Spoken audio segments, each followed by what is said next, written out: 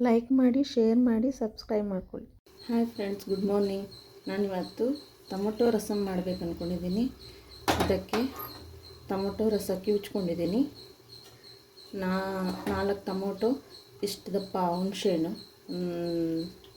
ಒಗ್ಗರಣೆಗೆ ಈರುಳ್ಳಿ, ಒಣಮೆಣಸಿನ್ಕಾಯಿ, ಕರಿಬೇವಿನ ಸೊಪ್ಪು, ಜೀರಿಗೆ 1 ಸ್ಪೂನು ಮತ್ತು ಕಾಳುಮೆಣಸು 1 ಸ್ಪೂನು. ಇದನ್ನು ಫ್ರೈ ಮಾಡಿಕೊಂಡು ಪೌಡ್ರ್ ಮಾಡ್ಕೊಳ್ಬೇಕು. ಮತ್ತು ಬೆಳ್ಳುಳ್ಳಿನ ಜಜ್ಜಿಕೊಂಡು, ಮತ್ತು ಬೆಳ್ಳುಳ್ಳಿ ಮತ್ತು ಕೊತ್ತಂಬರಿ ಸೊಪ್ಪು ಎರಡನ್ನೂ ಜಜ್ಕೊಂಡಿದ್ದೀನಿ ಈ ಥರ ಒಗ್ಗರಣೆಗೆ. ಈಗ ಹೇಗೆ ಮಾಡೋದು ಅಂತ ನೋಡೋಣ ಬನ್ನಿ.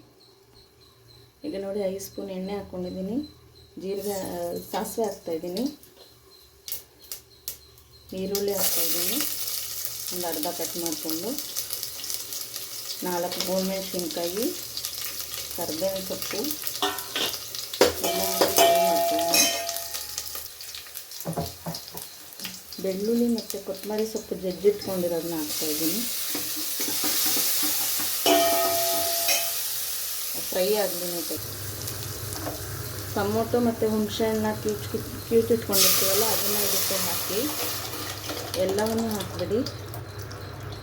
ಮೇಲೆ ಹಾಕ್ಕೊಳ್ಳಿ. ಈಗೆಲ್ಲ ಹಾಕಿದ್ದೀನಿ. ಈಗ ನೀರು ಎಷ್ಟು ಬೇಕೋ ಅಷ್ಟು ನೋಡ್ಕೊಂಡು ಹಾಕ್ಕೊಳ್ಳಿ. ನಿಮಗೆ ಟೊಮೊಟೊ ರಸ ಎಷ್ಟು ಬೇಕು ಅಷ್ಟು ನೋಡಿಕೊಂಡು ನೀರು ಹಾಕ್ಕೊಳ್ಳಿ. ಅರಿಶಿನ ಹಾಕ್ಕೊಳ್ಳಿ, 1/4 ಸ್ಪೂನ್ ಅರಿಶಿನ ಹಾಕ್ಕೊಳ್ಳಿ. ರುಚಿಗೆ ಉಪ್ಪು. ಈಗ ನೋಡಿ ಕುದೀತಾ ಇದೆ ರಸಮ್ಮು. ಈಗ ಜೀರಿಗೆ ಮತ್ತು ಮೆಣಸನ್ನ ನಾವು ಹುರಿದು ಪೌಡ್ರ್ ಮಾಡಿಕೊಂಡು ಇದನ್ನು ಲಾಸ್ಟಿಗೆ ಹಾಕಿಬಿಟ್ರೆ ಆಯಿತು.